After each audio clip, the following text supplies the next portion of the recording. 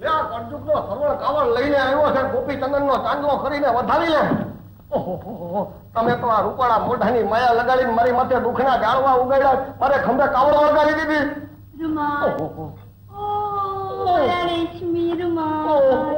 મને વહમું પડી ગયું છે તમારું વાલ.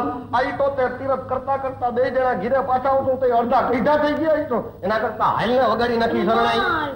મને મારા નાના ભાઈના હલરડા ગાવાના કોડ છે. અરે નાના ભાઈ કરતા તારા છોકરાના હલરડા ગાને. મારા બાબાનું ઘર પણ બગડશે. અરે પણ આપણી જુવાની બગડે છે એનો વિચાર કરીને.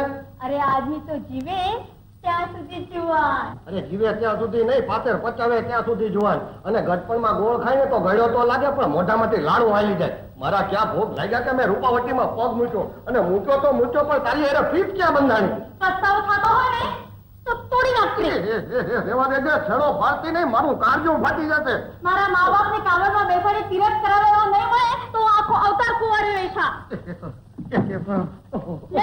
જા, તારે મોડું થતું હશે. આટલું મોટું રૂપાવટી ગામ પડી છે, એમાં મારા કરતા રૂપાળી છોકરી મળી રહેશે. આ કાવડ બીજો કોઈ ઉપાડે ને એ મારાથી નહીં જોવાય હો. અને હું જીવતા તારા બાપનો બીજો કોઈ જમાઈ થાય ને તો મારો જીવ દઈશ. તારે મારા બાપનો જમાઈ ખાવું જ છે? ખાવું છે શું? અડધો પડધો તો થઈ ગયો તું. તો પછી આખોય ખાવું હોય ને તો ઉભો થા. આ કાવડ ઉપાડ. હા ઉપાડું. હા લે ઉપાડું. બા બાપુ બહાર આવો.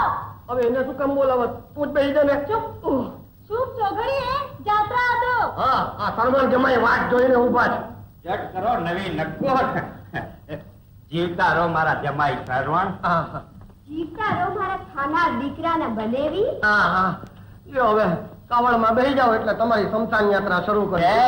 નહીં સંતાન યાત્રા શરૂ કરીએ. લ્યો હાલો નવી નક્કોર.